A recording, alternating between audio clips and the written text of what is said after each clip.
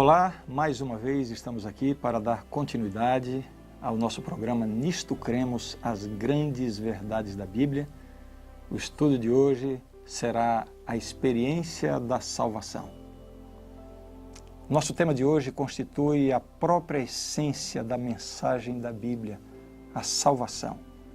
Podemos afirmar de forma simples que a Bíblia contém a fórmula divina para a salvação do pecador que está perdido. Eu convido você para adentrarmos nesse tema tão importante e tão bonito na Palavra de Deus. Me acompanhe.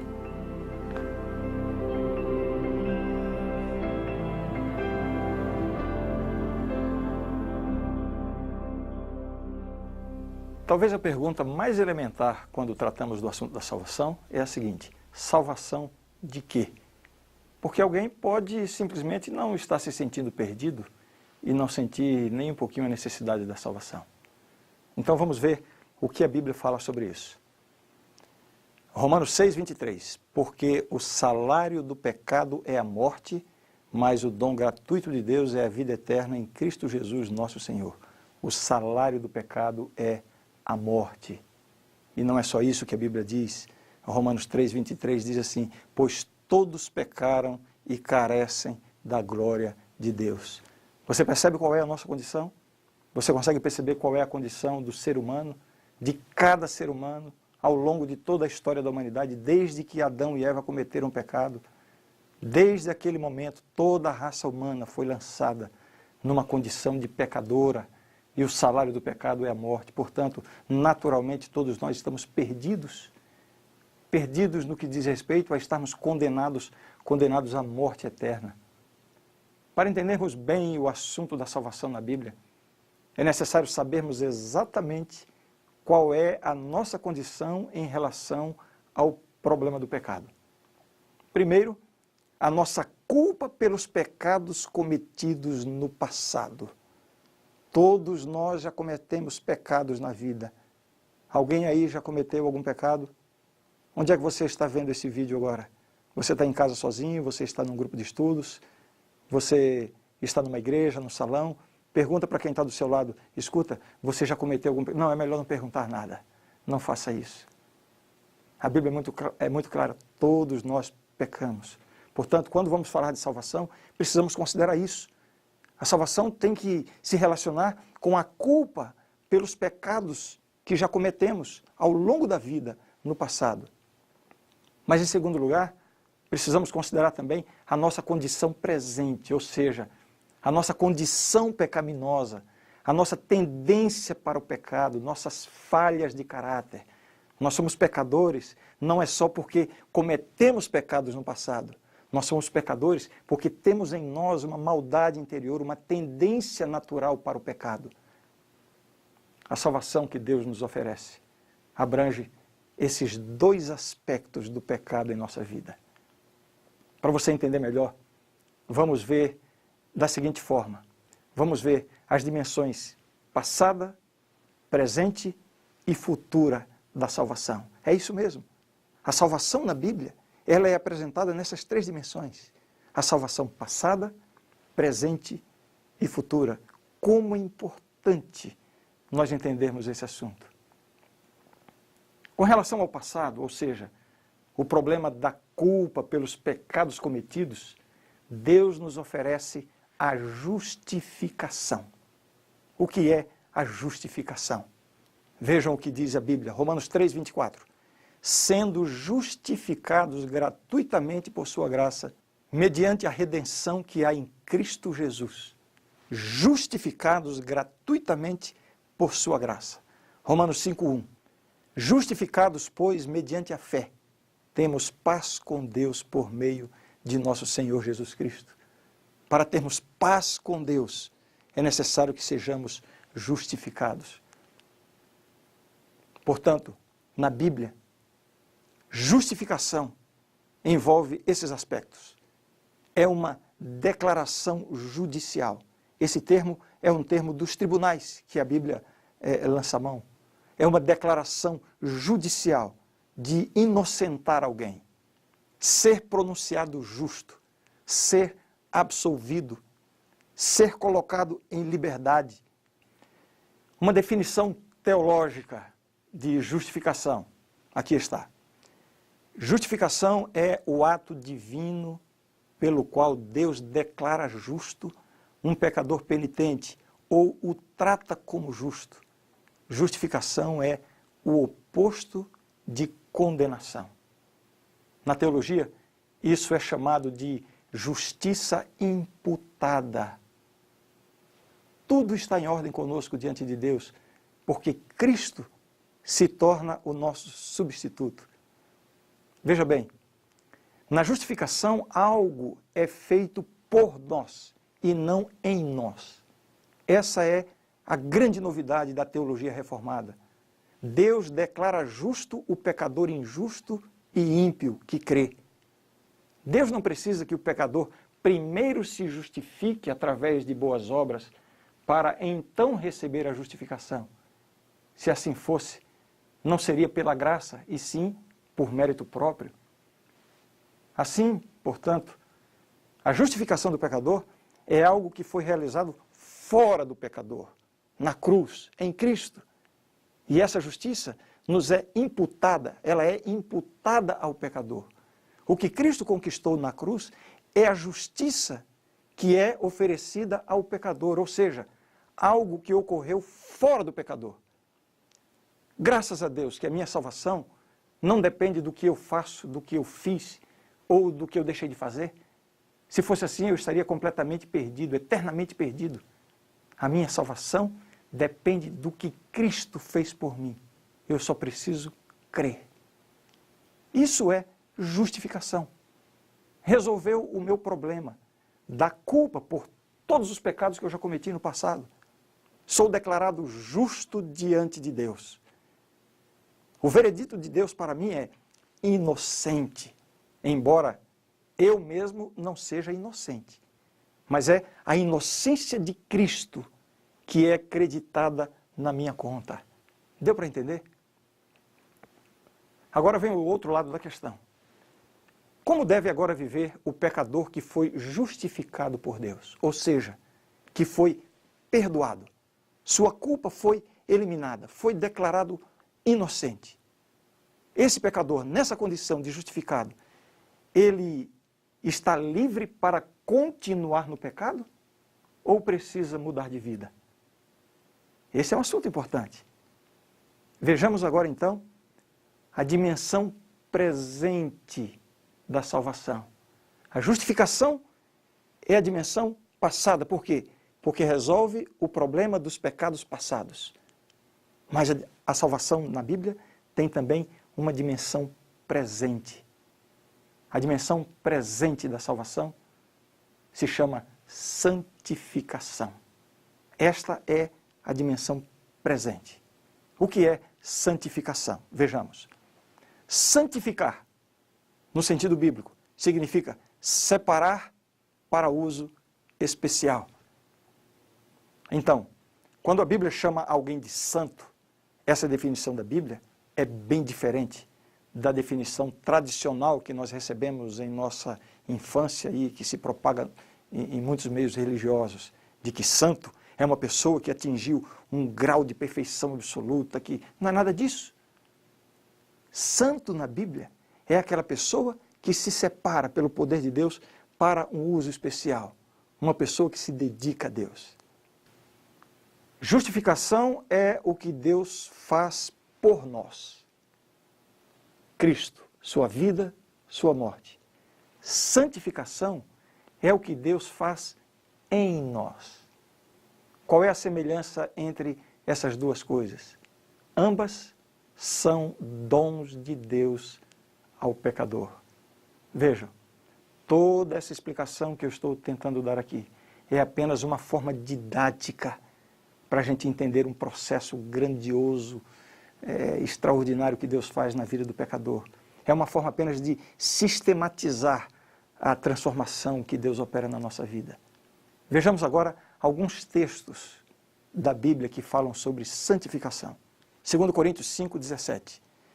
E assim, se alguém está em Cristo, é nova criatura. As coisas antigas já passaram, eis que se fizeram novas. Vejam, A justificação elimina a culpa pelos pecados cometidos. A pergunta que foi levantada: um pecador perdoado, justificado, salvo em Cristo, ele está livre para continuar pecando ou ele deve agora ter uma nova vida em Cristo? O que a Bíblia diz? Se alguém está em Cristo, é nova criatura. As coisas antigas já passaram, eis que se fizeram novas. É uma nova vida agora. O que mais diz a palavra de Deus? Romanos 6,19, o apóstolo diz assim: falo como homem, por causa da fraqueza da vossa carne, assim como oferecestes os vossos membros para a escravidão da impureza e da maldade para a maldade, assim oferecei agora os vossos membros para servirem à justiça para a santificação. O pecador que foi justificado, ele entra agora num processo de santificação, uma vida nova. Ele deve agora se colocar nas mãos de Deus para uma vida diferente. Justificação, portanto, não elimina a necessidade de santificação. Porque algumas pessoas pensam assim: eu entreguei o meu coração a Jesus, confessei todos os meus pecados e Ele me justificou. Eu estou perdoado, estou livre, estou perdoado. E volta para continuar vivendo a sua vidinha de pecado. Não. O que a Bíblia diz é que a justificação não elimina, não dispensa a necessidade da santificação. O perdão de Deus possui duas dimensões. Primeiro, nos livra da culpa pelos pecados cometidos. E depois, nos livra do controle do pecado em nossa vida. Algum tempo atrás eu li uma história que conta de uma criança que se aproximou de um poço de lama muito perigoso, uma criança bem pequena. O seu pai percebeu o perigo em que ela estava e a advertiu, dizendo: meu filho, não se aproxime daí, é muito perigoso. E a criança disse: está bem, papai, eu só estou passeando aqui. E o pai, percebendo que a criança estava num perigo muito grande, disse: filho, obedeça ao papai, você promete que vai obedecer? E o filho disse: eu prometo, papai, que eu vou obedecer, eu não vou me aproximar. E então o pai tirou a atenção. Você sabe como são as crianças, não? Tomada agora pela curiosidade, parece que a ordem do pai despertou ainda mais a sua curiosidade, ela se aproximou do poço. A história nos diz que ela resvalou e caiu no poço de lama. E agora estava lá dentro, no meio da lama, se debatendo, morrendo, asfixiada. E conseguia ainda soltar alguns gritos quando seu pai percebeu a condição, o que tinha acontecido, foi correndo diante do poço.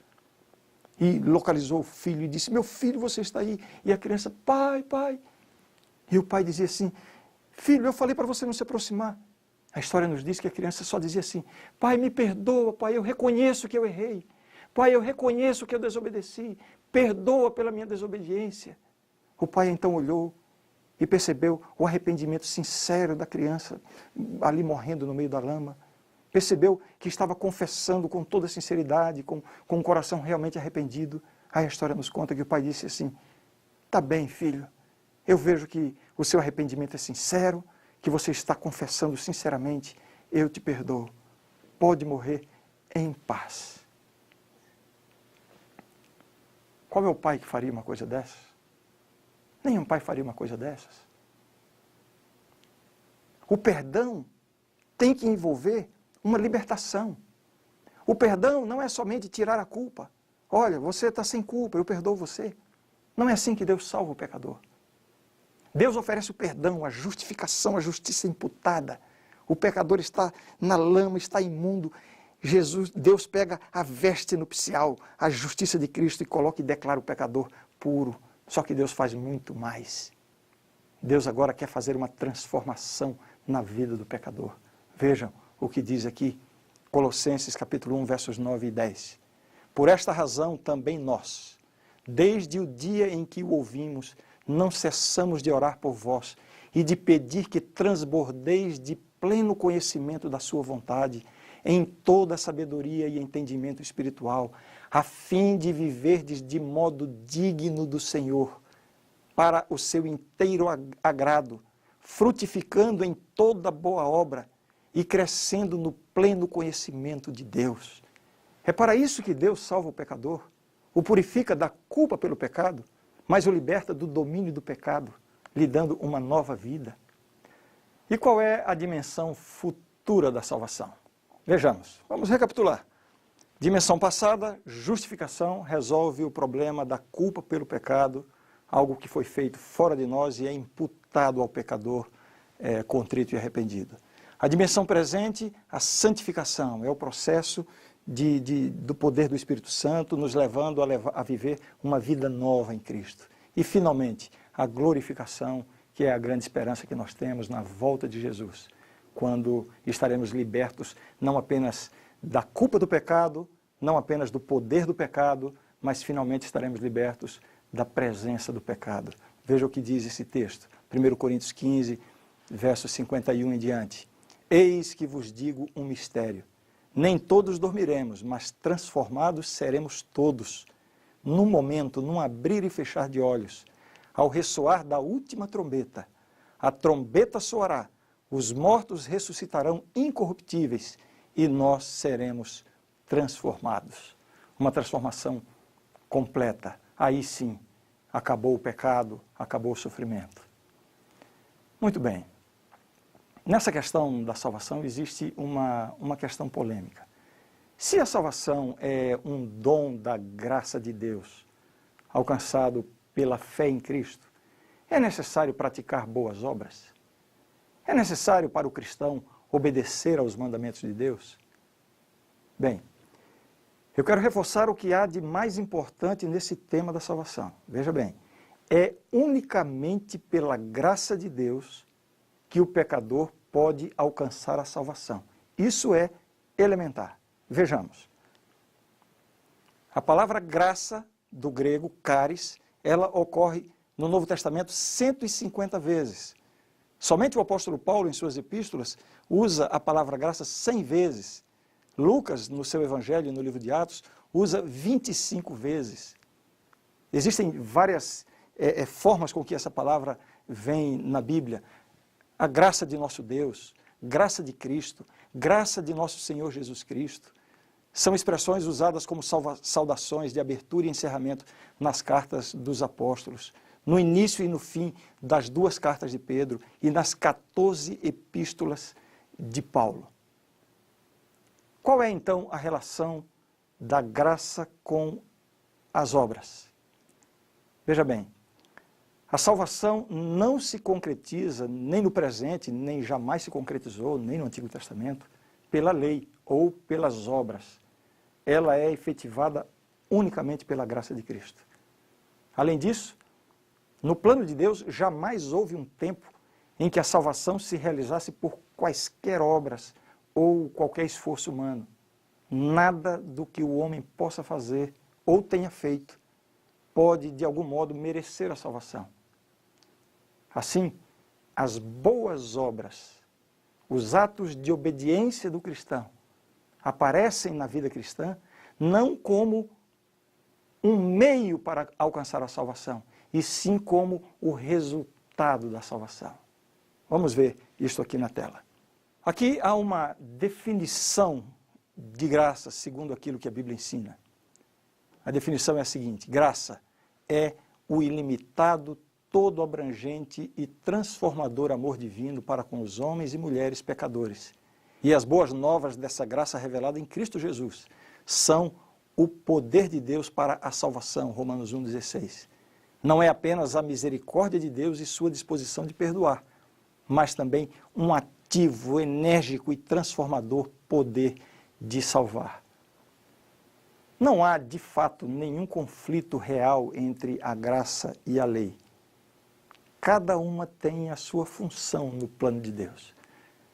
Por um lado, a Bíblia insiste em mostrar que o pecador não pode se salvar por seus próprios esforços em guardar a lei. Da mesma forma, a Bíblia insiste no sentido de que o pecador redimido e purificado pelo sangue de Cristo não pode continuar vivendo deliberadamente no pecado. Vejam o que diz a Bíblia. E aquilo que pedimos dele recebemos, porque guardamos os seus mandamentos e fazemos diante dele o que lhe é agradável. Ora, o seu mandamento é este, que creiamos em o nome de seu Filho, Jesus Cristo, e nos amemos uns aos outros, segundo o mandamento que nos ordenou. E aquele que guarda os seus mandamentos permanece em Deus, e Deus nele. E nisto conhecemos que ele permanece em nós, pelo Espírito que nos deu. 1 João capítulo 3, versos 22 e 24. A ênfase de que a obediência ao mandamento, a uma vida de amor, está presente na vida do cristão. Outro texto diz o seguinte, 1 João 5, 2 e 3. Nisto conhecemos que amamos os filhos de Deus, quando amamos a Deus e praticamos os seus mandamentos. Porque este é o amor de Deus, que guardemos os seus mandamentos. Ora, os seus mandamentos não são penosos. Então veja, a Bíblia nos ensina que a salvação é pela graça, mas isso não nos dispensa de levar uma vida de santidade, obedecendo os mandamentos de Deus. Há dois erros que precisamos evitar nessa questão. O primeiro deles se chama legalismo e o segundo se chama libertinagem. Procurar obedecer os mandamentos de Deus não é legalismo. Legalismo é querer obter méritos diante de Deus através da obediência.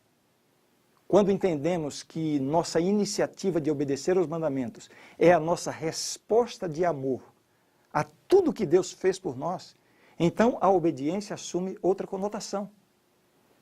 Além disso, seria uma verdadeira ingratidão para com Deus receber dele a salvação em Cristo e continuar vivendo deliberadamente no pecado.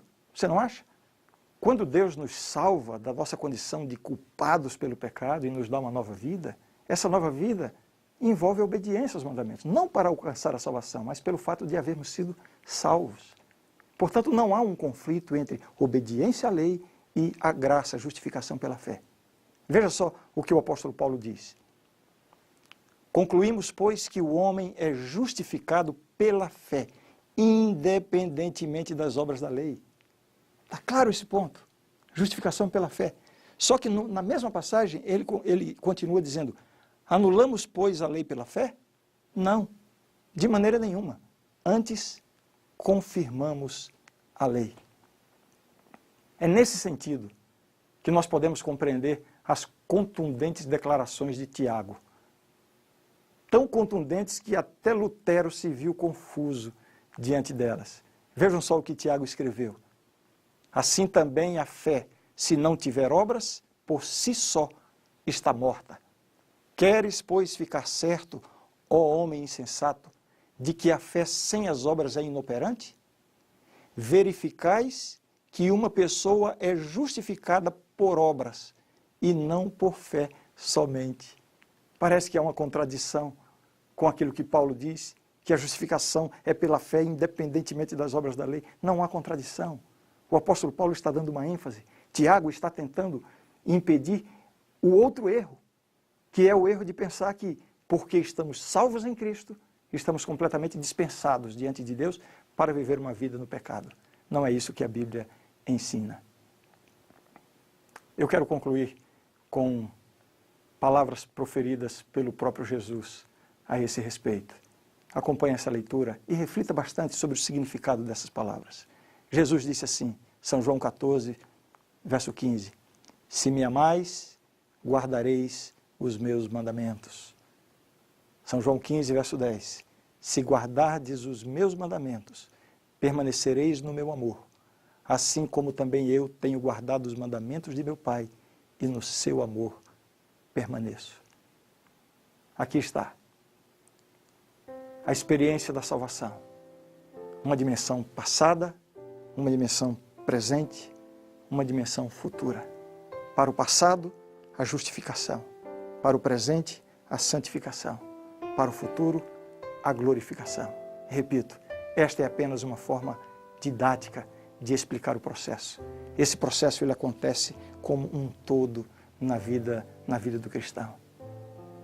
A nossa resposta a Deus pelo dom da salvação, que é uma oferta inteiramente dele, que vem pela graça, mediante a fé, a nossa resposta só deve ser uma: Senhor, eu quero que a minha vida esteja em tuas mãos. Eu me coloco em tuas mãos para que a minha vida sirva para honrar e glorificar o teu nome. É isso que Deus quer fazer por mim e por você.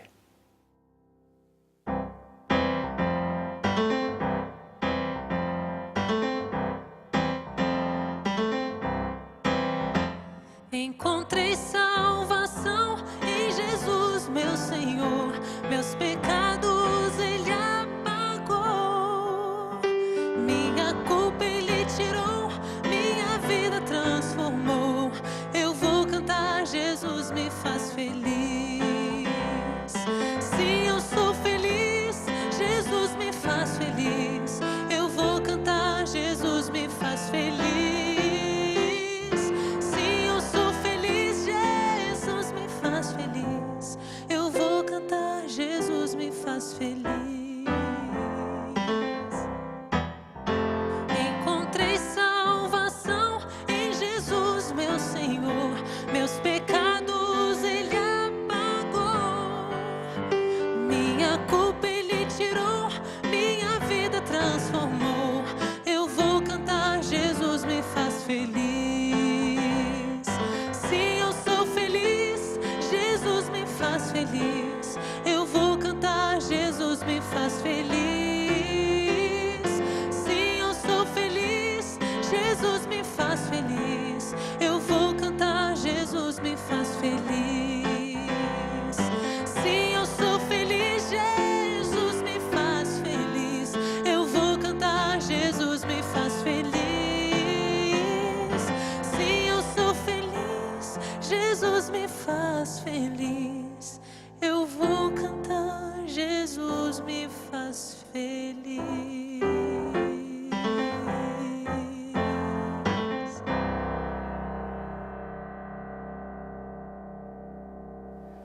A grande verdade do estudo de hoje é esta. Em infinito amor e misericórdia, Deus fez com que Cristo, que não conheceu pecado, se tornasse pecado por nós, para que nele fôssemos feitos justiça de Deus. Guiados pelo Espírito Santo, sentimos nossa necessidade, reconhecemos nossa pecaminosidade, arrependemo-nos de nossas transgressões e temos fé em Jesus como Senhor e Cristo, como substituto e exemplo. Esta fé que aceita a salvação advém do divino poder da palavra e é o dom da graça de Deus. Por meio de Cristo somos justificados, adotados como filhos e filhas de Deus e libertados do domínio do pecado. Por meio do Espírito, nascemos de novo e somos santificados. O Espírito renova nossa mente, escreve a lei de Deus, a lei de amor em nosso coração e recebemos o poder para levar uma vida santa. Permanecendo nele, tornamo-nos participantes da natureza divina e temos a certeza da salvação agora e no juízo. Esta é a verdade e eu creio nisto. Espero você na nossa próxima aula. Vamos estudar Crescimento em Cristo, estudo número 11. Não perca.